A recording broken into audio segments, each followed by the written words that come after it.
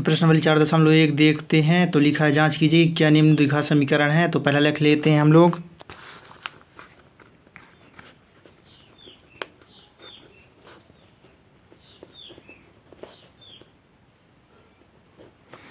तो यहाँ x + 1 है तो x + 1 स्क्वायर है तो स्क्वायर बराबर 2 गुणा x में करेंगे तो 2x आ जाएगा, ऋण 2 × 6 आ जाएगा। अब यहाँ सर्व समीकरण लगाएंगे हम तो x² हो जाएगा, धन 1 की घात 2 हो जाएगा और फिर धन 2x × 1 2 × x × 1 हो जाएगा और बराबर तो बराबर 2x से 2x और ऋण 6 तो ऋण 6। तो यहाँ x² तो x² आ जाएगा, 1 का वर्ग करेंगे तो 1 आ जाएगा और धन 2x = 2x और 2x हम 2x हो जाएगा और 2x = 2x आ जाएगा बराबर ये 2x है और ऋण 6। तो 2x ये और 2x ये दोनों धन धन में दोनों तरफ दोनों कट जाएंगे। अब x² धन 1 ऋण 6 इस तरफ आएगा तो धन 6 आ जाएगा बराबर 0। तो x² धन 1 और 6 7 हो जाएगा। तो यह द्विघात समीकरण है। दूसरा देख लेते हैं। तो दूसरा लिखा x² ऋण 2x बराबर ऋण 2 3 - x।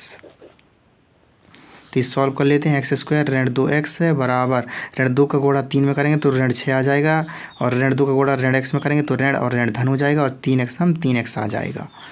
अब फिर आगे देखते हैं। तो x² - 2x और 3x इस तरफ आएगा तो ऋण 3x हो जाएगा और बराबर उसके उस तरफ 6 है तो 6 को इस तरफ लाएंगे तो धन में हो जाएगा 6 और बराबर के उस तरफ बचेगा 0। तो x² - 2x और -3x -5x हो जाएगा, धन 6 बराबर 0। तो ये भी द्विघात समीकरण है। थर्ड नंबर में आते हैं।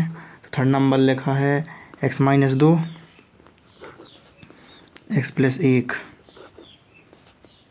बराबर x - 1 x + 3।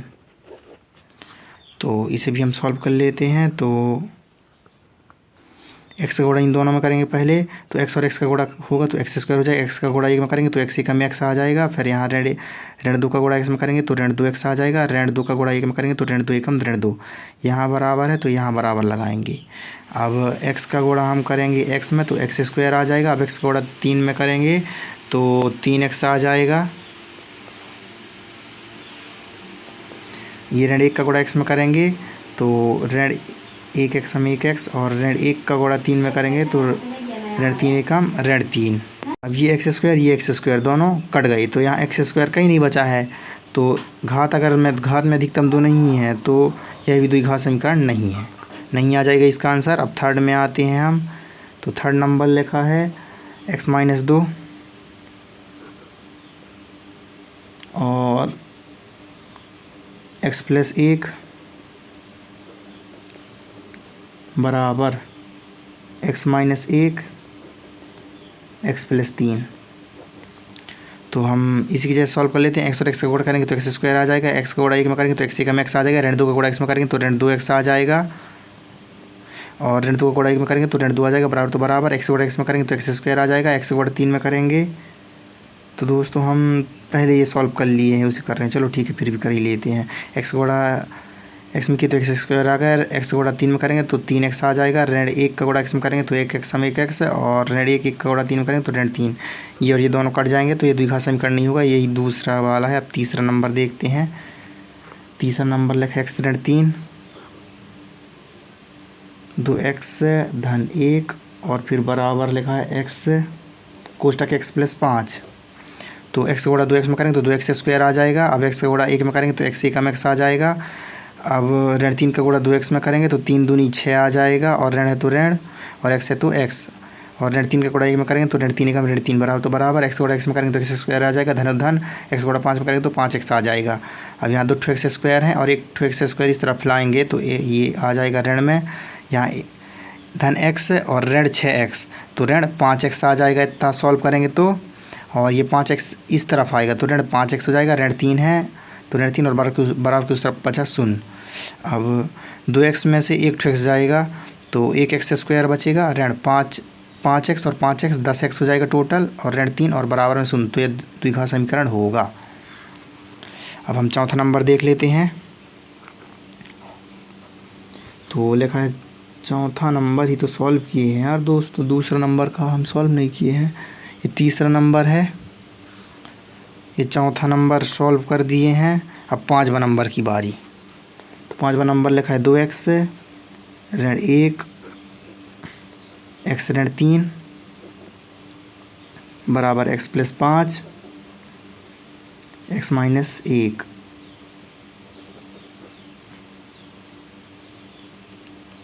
तो सॉल्व कर लेते हैं। 2x का गुणा x में करेंगे तो 2x स्क्वायर आ जाएगा। 2x का गुणा 3 में करेंगे तो 2 3 6x आ जाएगा। ऋण 1 का गुणा x में करेंगे तो x एकम x आ जाएगा।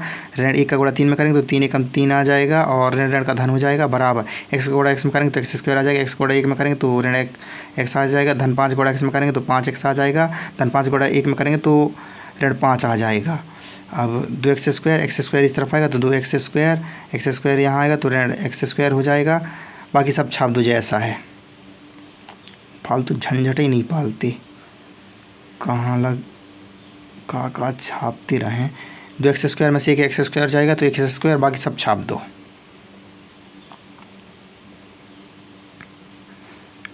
घात में अधिकतम है 2 तो है ये द्विघात समीकरण खत्म। 5 वर्ग के बाद छठवा देख लेते हैं हम। तो छठवा नंबर लिखा है x की घात 2 धन 3x धन 1, x की घात 2 धन 3x धन 1 और बराबर में लिखा है x ऋण 2 और घात में 2। तो x की घात 2 धन 3x धन 1, यहाँ सरसम के लगाएंगे तो x की घात 2 हो जाएगा और यहाँ ऋण 2 की घात 2 हो जाएगा धन में और फिर ऋण 2 गुणा x गुणा 2 हो जाएगा। तो ये x स्क्वायर कट जाएगा तो अधिकतम घात 2 कट गया तो यहाँ आ जाएगा नहीं, का कि द्विघात समीकरण नहीं होगा। छठवा नंबर लिखा है, छठवा नहीं सातवा नंबर देखेंगे। छठवा नंबर है तो सातवा नंबर लिखा है x धन 2 की घात 3 बराबर 2x कोष्टक x की घात 2 ऋण 1। तो इस सॉल्व करते हैं। यहाँ भी सर्वसमीका लगाएंगे तो x की घात हो जाएगा 3 हो जाएगा धन 2 की घात 3 हो जाएगा धन 2x स्क्वायर और गुणित 2 गुणित x स्क्वायर गुणित 2 हो जाएगा और फिर धन लगाओ। फिर यहाँ भी 2 नहीं, हाँ 2 गुणा, तो दोस्तों यहाँ 3 आएगा और यहाँ भी 3 आएगा और यहाँ x आएगा गुणित 2 की घात 2 आ जाएगा। सर्वसमीका से बराबर 2x कोष्टक x स्क्वायर माइनस 1 और सर्वसमीका होता है x प्लस y घात 3 बराबर x घात 3 धन y घात 3 धन 3x स्क्वायर y और धन 3x y स्क्वायर, ये सर्वसमीका होता है। तो इसी में मान रखे हम तो इतना लगाया है। अब यहाँ सॉल्व कर लेते हैं। तो यहाँ x की घात 3 है तो x की घात 3 रहने दो, धन धन और 2 की घात 3 तो 2 दूनी 4 दूनी 8 आ जाएगा और फिर धन है तो धन 3 दूनी 6 आ जाएगा और x स्क्वायर तो x स्क्वायर आ जाएगा। धन है तो धन 2 दूनी 4 हो जाएगा और 4 तिया 12 और x है तो x आ जाएगा। बराबर है तो बराबर 2 है तो 2 और x गुणा होगा तो x घात में 3 ऋण 1। सबसे ज़्यादा घात 3 है इसलिए यह त्रिघाती होगा, द्विघाती नहीं होगा तो इसमें नहीं लिख देंगे। 5वां नंबर लास्ट बार देख लेते हैं। 6वां नंबर का 7वां नंबर तो लिखा है x की घात 3 ऋण 4x स्क्वायर। 8वां नंबर देखेंगे दोस्तों, 6वां 7वां 8वां 7वां तो ये रहा। 8वां नंबर देखेंगे x की घात 3 ऋण 4x स्क्वायर ऋण x धन 1 और फिर बराबर लिखा है x ऋण 2 और घात में 3। यहाँ सर्वसमीका लगाएंगे अब तो x की घात 3 ऋण 4x स्क्वायर आ जाएगा, ऋण x धन 1 है तो x धन 1। अब यहाँ सॉल्व कर लेते हैं। x की घात 3 हो जाएगा ऋण 2 दूनी 4 दूनी 8 आ जाएगा ऋण 3 दूनी 6 हो जाएगा और x है तो x 6x और फिर धन 3 दूनी 6 आ जाएगा और हाँ 3 गुणा x गुणा 2 की घात 2 मतलब 4 आ जाएगा। तो इसे सॉल्व कर लेते हैं। x की घात 3 और x की घात 3 दोनों ने पड़ जाएंगी। तो यहाँ ऋण 4x स्क्वायर बचा, ऋण x बचा, धन 1 बचा और फिर बराबर ऋण 8 तो ऋण 8 और ऋण 6x है तो ऋण 6x और 3 चौके 12 और x है तो x। सबसे ज़्यादा घात 2 है तो यह होगा, इसमें हाँ लिख देना। अब प्रश्न दूसरा पढ़ लेते हैं। तो प्रश्न दूसरा लिखा है, निम्न स्थितियों को द्विघात समीकरण के रूप में निरूपित कीजिए। तो पहला नंबर पढ़ लेते हैं। तो पहला नंबर लिखा है, एक आयताकार भूखंड का क्षेत्रफल। एक आयताकार भूखंड का क्षेत्रफल 528 मीटर स्क्वायर है। तो लिख लेते हैं, क्षेत्रफल 528 मीटर स्क्वायर। आयताकार, आयत का क्षेत्रफल लगेगा, मतलब क्षेत्र की लंबाई चौड़ाई के दुगने से एक अधिक है। मान की चौड़ाई x है,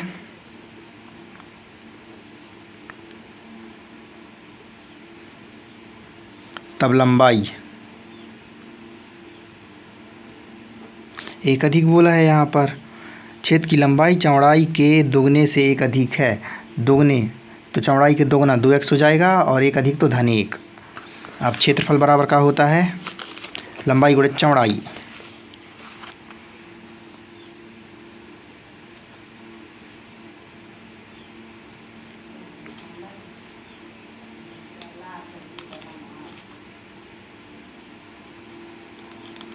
अब हम क्षेत्रफल का मान रखते हैं।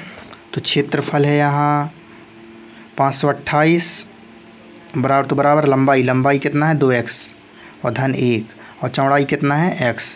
तो चलिए सॉल्व कर लेते हैं। 528 का 528, 2x का गुणा x में करेंगे तो 2x स्क्वायर आ जाएगा, और धन x से कम x आ जाएगा।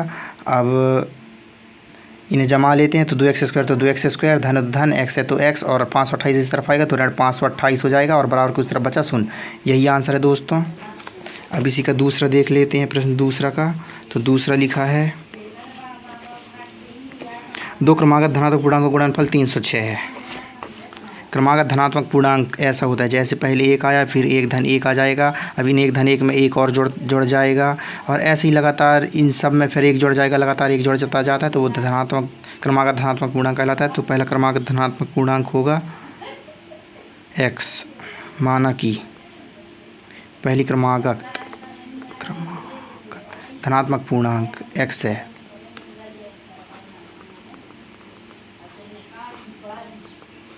तब दूसरी हो जाएगी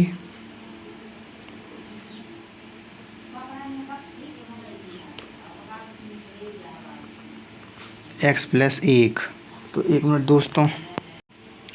तब यदि 8